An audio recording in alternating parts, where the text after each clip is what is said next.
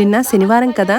ఆ దేవదేవుడు జగన్నాథుడు అఖిలాండ కోటి బ్రహ్మాండ నాయకుడు అయిన వెంకటేశ్వర స్వామికి 7 పిండి దీపాలు పెట్టి యాలుకలతో ఒక దండ చేసి కొద్దిగా రవ్వ కేసరి ప్రసాదంగా పెట్టి పూజ చేసుకున్నాను.